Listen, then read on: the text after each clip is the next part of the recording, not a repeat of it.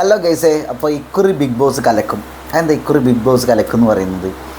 ഒന്നാമത്തെ കാര്യം, ഞാൻ ബിഗ് ബോസിൽ കാണാൻ ആഗ്രഹിക്കുന്ന ഒന്ന് രണ്ട് ആളുകൾ അതിൽ ഉണ്ടായിരിക്കും. അതാണ് എൻ്റെ വിശ്വാസം. നോക്കാം. ഒന്ന് രേണുസുതി എന്ന് പറഞ്ഞിട്ടുണ്ടെങ്കിൽ ആളുകൾ അതവിടെ നിൽക്കട്ടെ. രേണുസുതി. രണ്ടാമത് നമ്മുടെ പച്ച വീട്ടിൽ പ്രശ്നേഷ് രോഹിത്. എനിക്ക് പെരേരയും അതേപോലെ അവിടെ ആറാട്ടടരും ഇവർ എല്ലാവരും കൂടി അവിടെ എത്തണതാണ് എൻ്റെ ഒരു ആഗ്രഹം. ഇതാണ് ഒരു കൂട്ടത്തല്ലിൽ നമുക്ക് സാധ്യതയുള്ളൂ.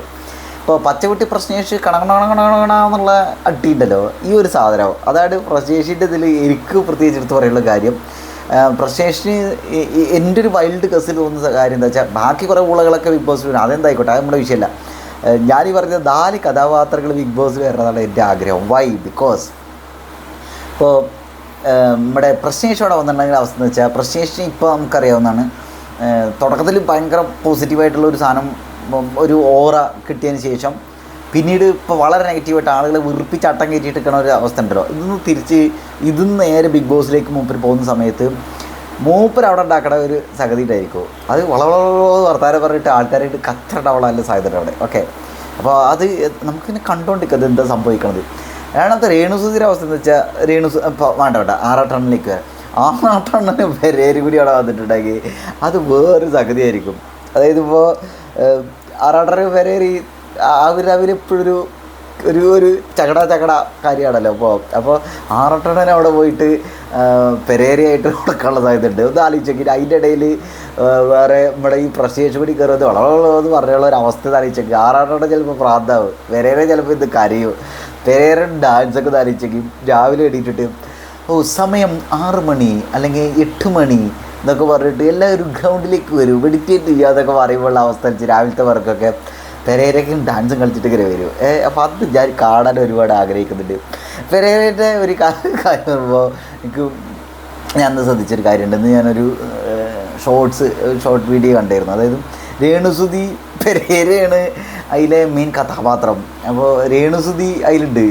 അപ്പോൾ രേണുസുതിയെ കത്തറുണ്ടാക്കോടെ സംഭവം ലിപ് ലോക്ക് ചെയ്യാൻ എന്താ പരിപാടിയാണ്, കിസ് അടിക്കണം. അപ്പോൾ രേണുസുതി പറഞ്ഞു ഞാൻ കിസ് അടിക്കൂലായിരുന്നു. അപ്പോൾ ഡയറക്ടർ പറയുന്നുണ്ട് കിസ് അടിക്കണം, നിങ്ങൾ എഗ്രിമെൻ്റ് ഒന്നും ഇല്ലയെന്ന് രേണുസുതി പറയുന്നുണ്ട്. എന്നിട്ട് പെരേരയുടെ ചോദിക്കട്ടെ കിസ് അടിക്കട്ടെ, കിസ് അടിക്കുകയോ ഓക്കെയാണ്.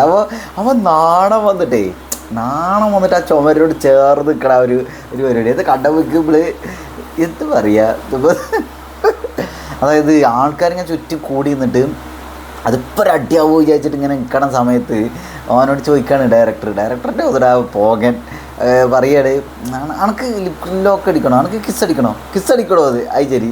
ഇപ്പോൾ പെരേര എന്ന് പറഞ്ഞിട്ടുണ്ടെങ്കിൽ അവിടെയുള്ള അവസ്ഥ ആലോചിച്ചെങ്കിൽ അത് രേണുസുതിയിൽ പറയുന്നുണ്ട് ഞാൻ ലിപ് ലോക്കൊന്നും ചെയ്യില്ല, ഉമ്മ വയ്ക്കാൻ തന്നെ എനിക്ക് താല്പര്യമില്ല, വേണമെങ്കിൽ ലിപ്സ് ജസ്റ്റ് ഒന്ന് ടച്ച് ചെയ്യുന്ന രീതിയിലൊക്കെ അഭിനയിക്കാം, ടച്ച് ചെയ്തില്ല എന്നുള്ള രീതിയിൽ ഇതൊക്കെ.